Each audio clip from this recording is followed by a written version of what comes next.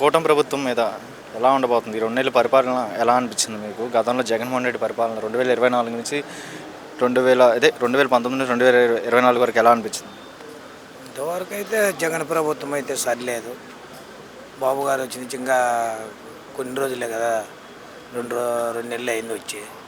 ఆయన పరిపాలన బాగుంటుందని అనుకుంటున్నాం. గతంలో జగన్మోహన్ రెడ్డి పరిపాలన ఎలా అనిపించింది? ఏం బాగలేదు, అంతా నాశనం చేసేసినాడు. మొత్తము ఆంధ్రానంతా నాశనం చేసేసి అప్పుల పాలు చేసి ఆయన పరిపాలన సరిలేదు. ఆయన కింద ఉండే అనుసరులు కూడా దోసుకున్న వాళ్ళంతా దోసుకొని రాష్ట్రాన్ని అప్పుల్లో పెట్టి లేని ఇబ్బందులు పాలు చేసినారు వైసీపీ నాయకులంతా. మరి చంద్రబాబు నాయుడు చేయడం అంటారా అప్పుల పాలు? మంచి మంచి పనులు చేస్తారన్న నమ్మకం ఏంటి?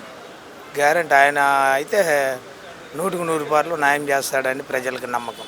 ఎందుకంత నమ్మకం ఎందుకు పెంచుకుంటున్నారు చంద్రబాబు నాయుడు? ఆయనకి ఉంది, జనాల మీద చేయాలా, నా ప్రజలకి న్యాయం చేయాలనే ఉద్దేశం అయితే ఆయనకైతే 100% న్యాయం చేస్తాడని మాకు అందరికీ నమ్మకం.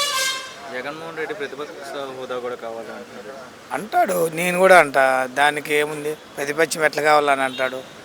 కేవలం 11 సీట్లు వచ్చి ప్రతిపక్షం కావాలంటే ఎట్టిస్తారు? ఆయనకన్నా ఉండాలి కదా, అది అడిగేదానికి ఆయనకన్నా ఉండాలి.